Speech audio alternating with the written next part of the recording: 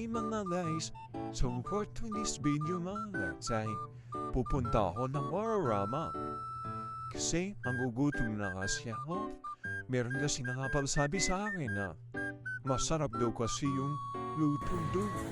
Kaya pumunta ako dito. Bibili nga pala ako ng noodles. Paborito ko kasi ito eh.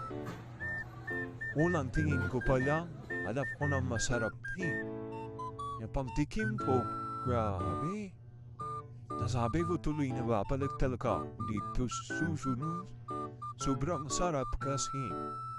Tsaka, may libreng sabaw na rin kasi sila dito. Di lang ako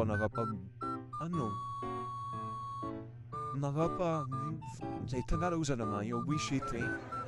Yung muna bilang pa sa story. Okay, so, hindi ba siya?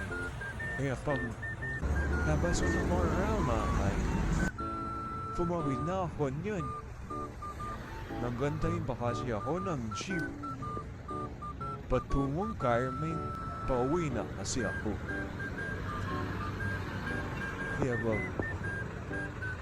sasakay na ako ng ito na, sasakay na ako ng parang timang sumakay special.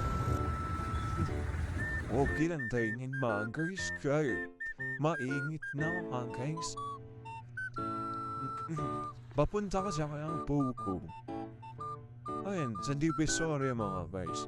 Ang sarap ng buko dito. 10 pesos na malaki pa. Tara! Yun lang, bye-bye!